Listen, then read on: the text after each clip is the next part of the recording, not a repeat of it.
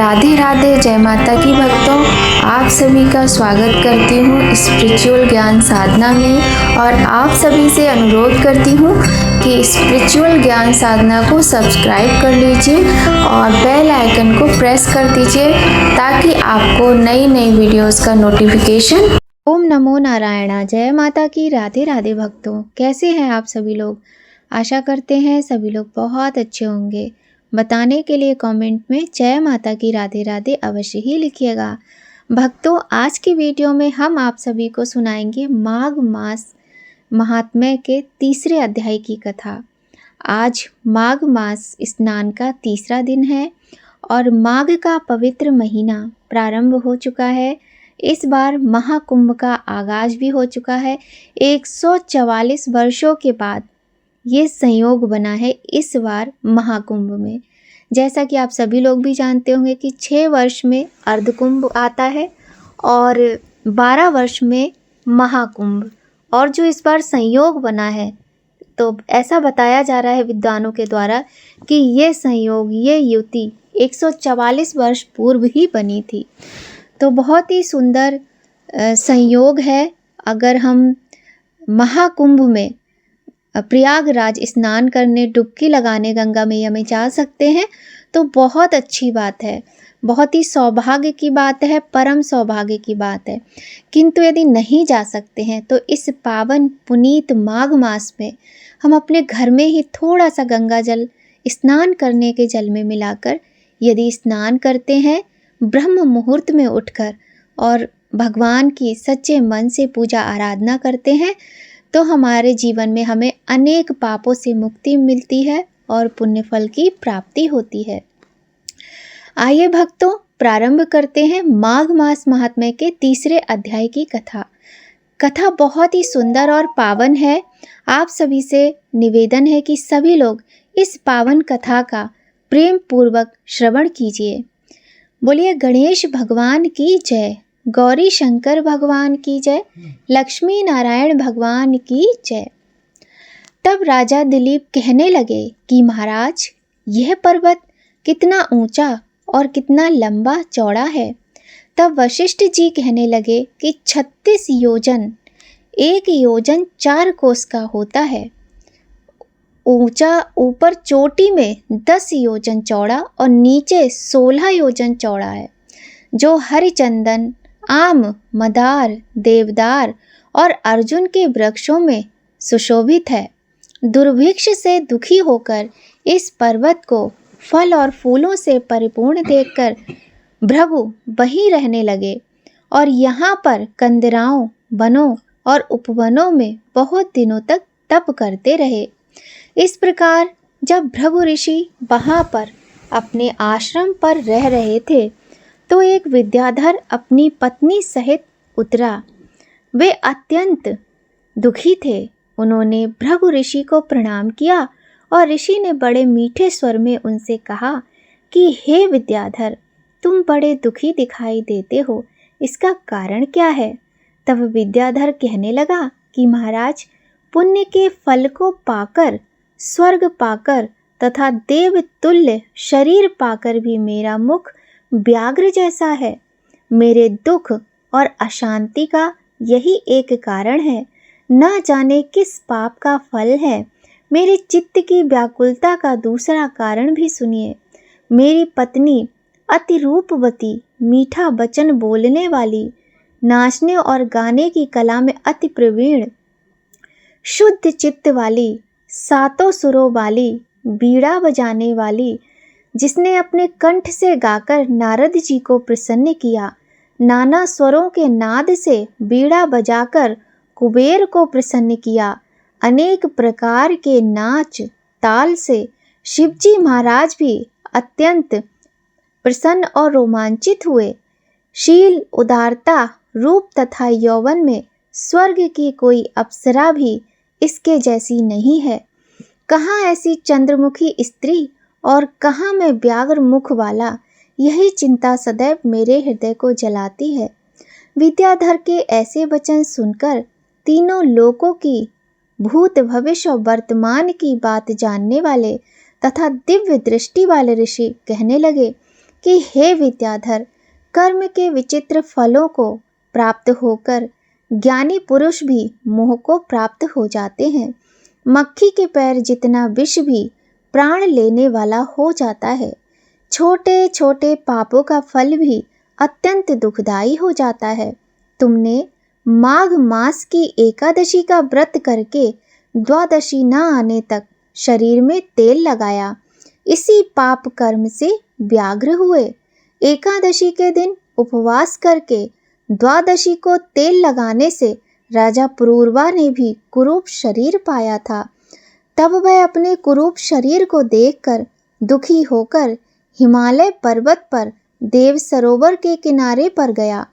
प्रीतिपूर्वक शुद्ध स्नान कर कुशा के आसन पर बैठकर भगवान कमल नेत्र, शंख, चक्र, गदा, पद्म के धारण करने वाले, पीतांबर पहने, बनमाला धारण किए हुए विष्णु का चिंतन करते राजा पुरूरवा ने 3 मास तक निराहार रहकर भगवान का चिंतन किया। इस प्रकार 7 जन्मों में प्रसन्न होने वाले भगवान राजा के 3 महीने के तप से ही अति प्रसन्न हो गए और माघ की शुक्ल पक्ष की एकादशी को प्रसन्न होकर भगवान ने अपने शंख के जल से राजा को पवित्र किया। भगवान ने उसके तेल लगाने की बात याद दिलाकर सुंदर देवताओं का सा रूप दिया, जिसको देखकर उर्वशी भी उसको चाहने लगी और राजा कृत्य होकर अपनी पुरी को चला गया। भृगु ऋषि कहने लगी कि हे विद्याधर, इसलिए तुम क्यों दुखी होते हो? यदि तुम अपना यह राक्षसी रूप छोड़ना चाहते हो तो मेरा कहना मानकर जल्दी ही पापों को नष्ट करने वाली हेमकूट नदी में माघ में स्नान करो, जहाँ पर ऋषि सिद्ध देवता निवास करते हैं। अब मैं इसकी विधि बतलाता हूँ। तुम्हारे भाग्य से माघ मास आज से 5वें दिन ही आने वाला है। पौष शुक्ल एकादशी से इस व्रत को आरंभ करो। भूमि पर सोना, जितेंद्रिय रहकर दिन में 3 समय स्नान करके महीना भर निराहार रहो। सब भोगों को त्याग कर तीनों समय भगवान विष्णु का पूजन करो। जब तुम द्वादशी को शिवजी स्तोत्र और मंत्रों से पूजन करोगे तो तुम्हारा मुख देखकर सभी चकित हो जाएंगे और तुम अपनी पत्नी के साथ सुखपूर्वक रहोगे। माघ मास के प्रभाव को जानकर सदा माघ में स्नान करो। पाप दरिद्रता से बचने के लिए मनुष्य को सदा यत्न से माघ मास का स्नान करना चाहिए। स्नान करने वाला इस लोक तथा परलोक में सदा सुख पाता है। वशिष्ठ जी कहते हैं कि हे दिलीप, भृगु जी के यह वचन सुनकर वह विद्याधर अपनी स्त्री सहित उसी स्थान पर पर्वत के झरने में माघ का स्नान करता रहा और उसके प्रभाव से उसका मुख देव सदृश हो गया और वह मणगिरी पर्वत पर आनंद से रहने लगे। भृगु जी भी नियम की समाप्ति पर शिष्यों सहित इवा नदी के तट पर आ गए। बोलिए गौरी शंकर भगवान की जय। बोलिए लक्ष्मी नारायण भगवान की जय। श्रीमन नारायण नारायण नारायण, श्रीमन नारायण नारायण नारायण, लक्ष्मी नारायण नारायण नारायण, लक्ष्मी नारायण नारायण नारायण, सत्य नारायण नारायण नारायण। बोलिए लक्ष्मी नारायण भगवान की जय। बोलिए गौरी शंकर भगवान की जय। तो भक्तों, यहीं पर आज के वीडियो में माघ मास महात्म्य के 3रे अध्याय की कथा समाप्त होती है और कल हम आगे की कथा सुनेंगे। बहुत ही सुंदर, पावन और पुनीत, अमृत तुल्य, भक्तों को पुण्य देने वाली ये कथा आप सभी लोग अवश्य सुनिएगा। माघ मास का स्नान आप घर में करें और इस कथा का श्रवण करें। श्री हरि और शिव शंकर का पूजन करें तो आपके जीवन के अनेक कष्टों से आपको मुक्ति मिलेगी। तो भक्तों, आज हम अत्यंत पुण्यदायी और माता लक्ष्मी को प्रसन्न करने वाला, श्री हरि को प्रसन्न करने वाले राधा कृपा कटाक्ष स्तोत्र का पाठ करते हैं। आइए भक्तों, सभी लोग मिलकर श्री राधा रानी का ध्यान करते हुए इस श्री राधा कृपा कटाक्ष स्तोत्र का पाठ करते हैं। मुनीन्द्र वृंद वंदिते त्रिलोक शोक हारिणी, प्रसन्न वक्त्र पंकजे निकुंज भूविलासिनी, ब्रजेंद्र भानुनंदिनी ब्रजेंद्र सुनु संगते, कदा करिष्यसि मां कृपा कटाक्ष भाजनम्। अशोक वृक्ष वल्लरी वितान मंडप स्थिते, प्रवाल बाल पल्लव प्रभारुणांध्र कोमले, वराभय स्फुरत् करे प्रभूत संपदालये, कदा करिष्यसि मां कृपा कटाक्ष भाजनम्। अनंग रंग मंगल प्रसंग भंगुर्भ्रुवां, सविभ्रमं ससंभ्रमं दृगन्ते बाणपातनय, निरन्तरं वशीकृत प्रतीत नन्दनन्दने, कदा करिष्यसि मां कृपा कटाक्ष भाजनम्। तडित सुवर्ण चंपक प्रदीप्त गौर विग्रहे, मुख प्रभा परास्त कोटि शारदेन्दु मंडले, विचित्र चित्र संचरच्च कोरशावलोचने, कदा करिष्यसि मां कृपा कटाक्ष भाजनम्। मदोन्मदाति यौवने प्रमोदमाने मंडिते, प्रियानुराग रंजिते कला विलास पंडिते, अनन्य धन्य कुंज राज्य काम केलिकोविदे, कदा करिष्यसि मां कृपा कटाक्ष भाजनम्। अशेष हाव भाव धीर हीर हार भूषिते, प्रभूत शात कुंभ कुंभ कुंभ कुंभ सुस्तनी, प्रशस्त मंद हास्य चूर्ण पूर्ण सौख सागरे, कदा करिष्यसि मां कृपा कटाक्ष भाजनम्। मृणाल बाल वल्लरी तरंग रंग दोलते, लताग्रलास्य लोल नील लोचनावलोकने, ललल्लुलल्लमित्ल लन मनोग मुग्ध मोहिनाश्रिते, कदा करिष्यसि मां कृपा कटाक्ष भाजनम्। सुवर्ण मल कांचित त्रिरेख कंबुकंठगे, त्रिसूत्र मंगली गुण त्रिरत्न दीप्त दीदिते, सलोल नील कुंतल प्रसून गुच्छ गुंफिते, कदा करिष्यसि मां कृपा कटाक्ष भाजनम्। नितंब बिंब लंबमान पुष्प मेखला गुणे, प्रशस्त रत्न किंकिणी कलाप मध्य मंजुले, करींद्र शुंड दंडिका बरो सौभ गोरुके, कदा करिष्यसि मां कृपा कटाक्ष भाजनम्।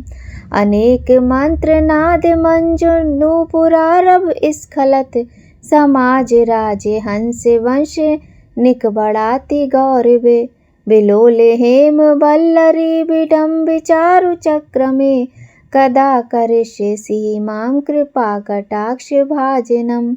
अनंत कोटि विष्णु लोक नम्र पद्म जार्चिते, हिमाद्रिजा पुलोम जा विरिंच जा पर प्रदे, अपार सिद्धि रिद्धि दिग्ध सद पदांगुली नखे, कदा करिष्यसि मां कृपा कटाक्ष भाजनम्।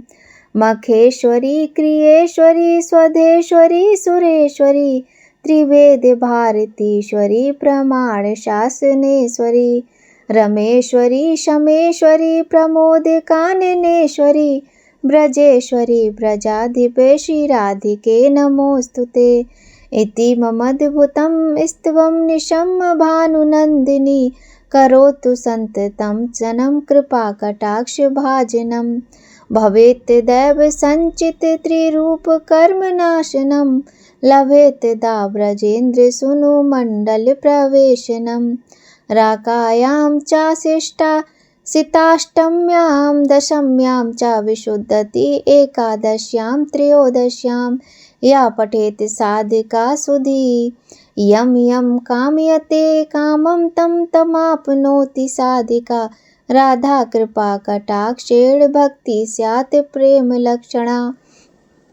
उरुदग्ने नाभिदग्ने हृदग्ने कंठदग्ने राधा कुंड जले स्थिता या पठेत साधिका शतम् तस्य सर्वार्थ सिद्धि स्यात् वाक्य सामर्थ्य तथा लभेत ऐश्वर्यं च लभेत साक्षादृशा पश्यति राधिकाम् तेन सा तत्क्षणादेव तुष्टा दत्ते महावरम् येन पश्यति नेत्राभ्यां तत्प्रियं श्याम सुंदरम नित्य लीला प्रवेशम च ददाति श्रीव्रजाधिपा अतः परतरम प्रार्थ वैष्णवस्य न विद्यते। श्री राधा कृपा कटाक्ष स्तोत्रम संपूर्णम। बोलिए श्री राधा रानी की जय। बोलिए श्री कृष्ण भगवान की जय। गौरी शंकर भगवान की जय। तो भक्तों, यह थी बहुत ही सुंदर राधा कृपा कटाक्ष का पाठ, जो कि आप यदि प्रतिदिन करते हैं तो माता लक्ष्मी की कृपा प्राप्त होती है और हमारे भगवान श्री नारायण अत्यंत प्रसन्न होते हैं। एक छोटी सी कथा सुनाते हैं आपको। एक बार एक व्यक्ति था, वह एक संत जी के पास गया और कहने लगा कि संत जी, मेरा एक बेटा है, वो ना तो पूजा पाठ करता है और ना ही भगवान का नाम लेता है।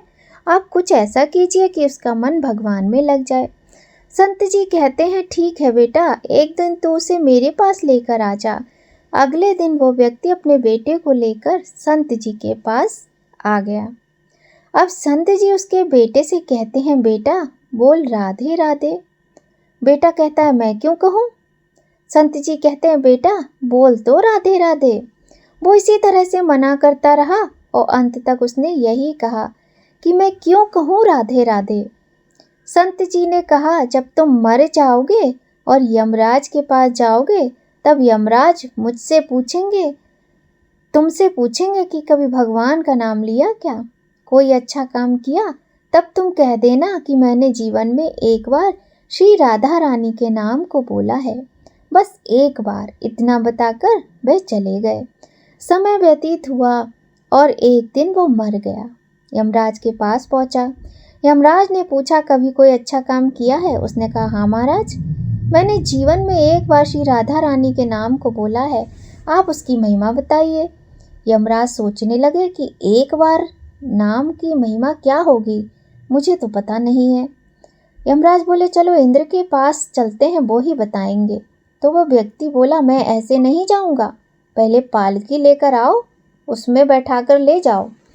यमराज ने सोचा, बड़ी मुसीबत है। फिर भी भाई पालकी मंगवाई गई और उसे बिठाया। 4 कहार लग गए। वो बोला, यमराज जी, सबसे आगे वाले कहार को हटाकर उसकी जगह आप लग जाइए। यमराज जी ने ऐसा ही किया। फिर सब मिलकर इंद्र के पास पहुंचे और बोले कि एक बार श्री राधा रानी के नाम लेने की महिमा क्या है। इंद्र बोले, महिमा तो बहुत है, पर महिमा है क्या ये मुझे भी नहीं मालूम। चलो ब्रह्मा जी के पास चलते हैं, वही बता पाएंगे। वह व्यक्ति बोला, इंद्र जी ऐसा है, दूसरे कहार को हटाकर आप और यमराज जी मेरी पालकी उठाइए। अब एक और यमराज पालकी उठा रहे हैं और दूसरी तरफ इंद्र लगे हुए हैं और पहुंच जाते हैं ब्रह्मा जी के पास। ब्रह्मा जी ने सोचा, भाई ऐसा कौन सा प्राणी है जो ब्रह्मलोक में आ रहा है, जिसे स्वयं इंद्र और यमराज पालकी उठाकर ला रहे हैं। अब वो पहुंचे ब्रह्मा जी के पास। सभी ने पूछा कि एक बार श्री राधा रानी के नाम लेने की महिमा बताइए। ब्रह्मा जी बोले, महिमा तो बहुत ज़्यादा है, पर वास्तविकता क्या है ये तो मुझे भी नहीं पता। चलिए भगवान शिव को जरूर पता होगा, वो तो देवों के देव महादेव हैं। वो व्यक्ति बोला कि तीसरे कहार को हटाइए, उसकी जगह ब्रह्मा जी आप लग जाइए। अब क्या करते, महिमा तो जाननी थी सबको, सबके मन में उत्सुकता थी कि एक बार नाम की महिमा तो हमें भी नहीं पता है, चलो हम भी चलते हैं। अब पालकी के एक और यमराज हैं, दूसरी तरफ इंद्र और तीसरे तरफ ब्रह्मा जी। सब मिलकर भगवान शिव जी के पास गए और भगवान शिव से पूछा कि प्रभु, श्री राधा रानी के नाम की महिमा क्या है, केवल एक बार नाम लेने की महिमा आप कृपा करके बताइए। भगवान शिव बोले कि मुझे भी नहीं पता भाई, लेकिन भगवान नारायण को जरूर पता होगी। वो व्यक्ति शिवजी से बोला कि आप भी पालकी उठाने में लग जाइए। इस प्रकार ब्रह्मा जी, शिव जी, यमराज और इंद्र चारों उस व्यक्ति की पालकी उठाने में लग गए और विष्णु जी के लोक पहुँचे। विष्णु जी से पूछा कि एक बार श्री राधा रानी के नाम लेने की महिमा क्या है। विष्णु जी बोले, अरे भाई, जिसकी पालकी को स्वयं मृत्यु लोक का राजा यमराज, स्वर्ग का राजा इंद्र, ब्रह्मलोक के राजा ब्रह्मा और साक्षात भगवान शिव उठा रहे हो, इससे बड़ी महिमा क्या होगी। जब सिर्फ एक बार श्री राधा रानी नाम लेने के कारण आपने इसको पालकी में उठा ही लिया है, तो अब ये मेरी गोद में बैठने का अधिकारी हो गया है। बोलिए राधे राधे राधे राधे, जय श्री राधे। भगवान श्री कृष्ण ने स्वयं कहा है कि जो केवल एक बार रा बोलता है तो मैं सब काम छोड़कर खड़ा हो जाता हूँ, और जैसे ही कोई धा शब्द का उच्चारण करता है तो मैं उसकी ओर दौड़ लगाकर उसे अपनी गोद में भर लेता हूँ। तो ये है राधा रानी का एक बार नाम लेने की महिमा। तो प्यारे भक्तगणों, आप भी कमेंट बॉक्स में राधे राधे अवश्य ही लिखिएगा। भक्तों, बहुत ही सुंदर ये कथा है और आशा करते हैं आप सभी लोगों को ये कथा अवश्य ही पसंद आई होगी। तो आइए भक्तों, अब हम कर लेते हैं भगवान की आरती। आरती राधा जी की कीजिए, आरती राधा जी की कीजिए। कृष्ण संग जो करे निवासा, कृष्ण करे जिन पर विश्वासा। आरती वृष भानु लली की कीजय, कृष्ण चंद्र की करी सहाई। मुँह में आनी रूप दिखाई, उस शक्ति की आरती की जय। आरती वृष भानु लली की जय, उस शक्ति की आरती की जय। आरती वृष भानु लली की जय। नंद पुत्र से प्रीत बढ़ाई, यमुना तट पर रास रचाई।